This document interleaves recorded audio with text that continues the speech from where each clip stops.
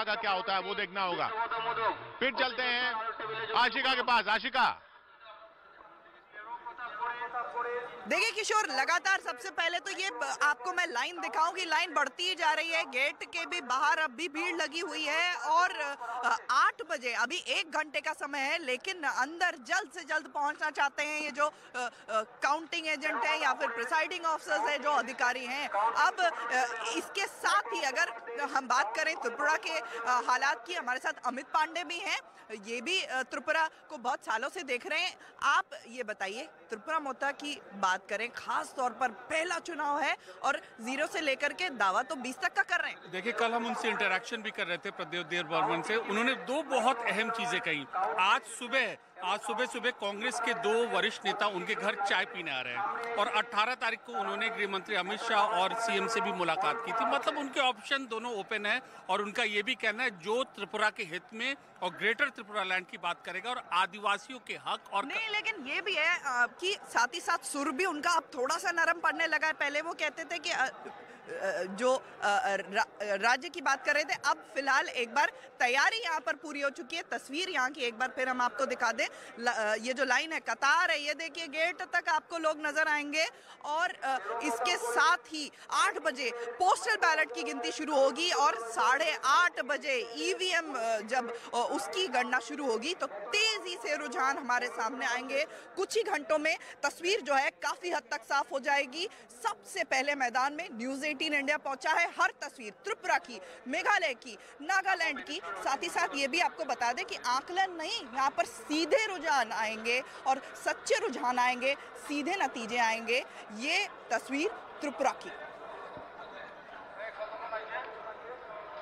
जी हाँ, सीधा counting centre से हम आज टेलीकास्ट दिखा रहे हैं आपको। सीधा काउंटिंग सेंटर से आंकड़े टीवी स्क्रीन पर कैसे आते हैं आप देखिएगा। सबसे तेज नतीजे यहां देखने को मिलेंगे क्योंकि काउंटिंग सेंटर पर हम मौजूद हैं और जहां पर एक सीट का, त्रिपुरा की तो एक सीट पर यहीं से, यहां अगरतला के मेन काउंटिंग सेंटर पर हम मौजूद हैं जहां से सीधे आंकड़े आप तक आ रहे हैं। इसके अलावा नागालैंड की एक सीट का और मेघालय की एक सीट का 60-60 सीटें हैं।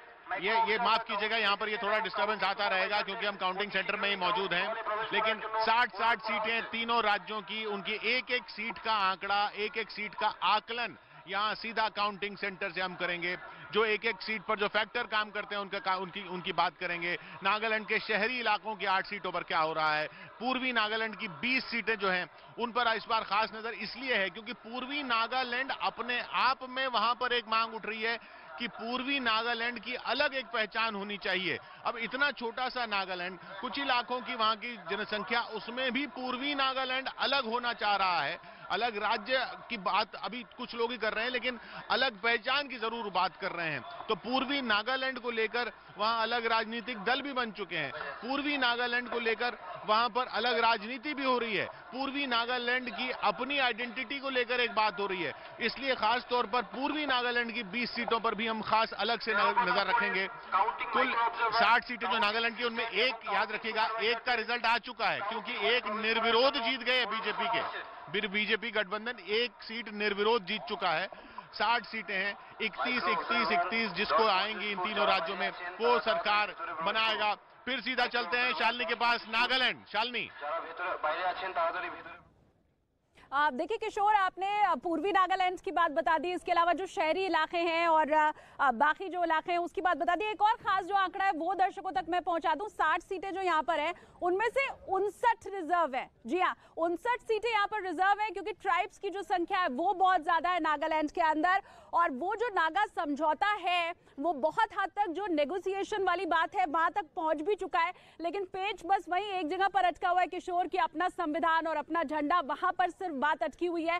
3 जो मेन मांगे हैं उनमें से 2 तो सरकार की तरफ से भी मांग ली गई हैं, बस एक है जिस पर पेच अटका हुआ है। और ये कहा गया है कि आप जबकि एनडीपीपी और बीजेपी की सरकार बनती है तो बहुत हद तक उसका भी एक सही निपटारा और जो ठीक पॉइंट है वहां पर ले जाकर के इस मामले को भी सुलझाया जरूर जाएगा। डीसी दफ्तर के बाहर बार तस्वीरें आपको मैं दिखा रही हूँ कि मौजूद मैं हूँ और वक्त अब देखिए धीमे धीमे आगे बढ़ रहा है। अब 1 घंटे से भी कम का समय रह गया जबकि रुझान आने शुरू हो जाएंगे।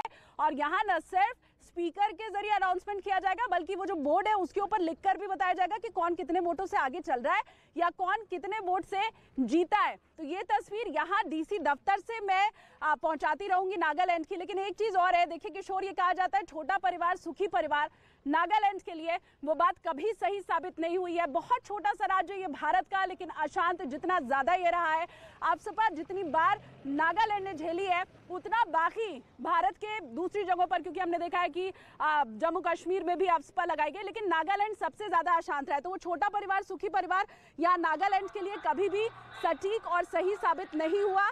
अब ये देखना होगा कि इस बार जब सरकार बनती है और अमित शाह ने कहा 3-4 साल में न सिर्फ निपटारा होगा, आपसपा से पूरी तरह से मुक्त किया जाएगा नागालैंड को, तो वो वादा कितना चरितार्थ हो पाता है ये देखने वाली बात होगी। लेकिन क्रिश्चियन बहुल ये इलाका जहाँ 90% जो जनता है वो क्रिश्चियन है, अगर यहाँ पर पाव बीजेपी पसार रही है तो ये पूरे देश के लेवल पर नेशनल राजनीति पर एक मैसेज देने की कोशिश बीजेपी की तरफ से जरूर रहने वाली है कि जहाँ जी शालिनी,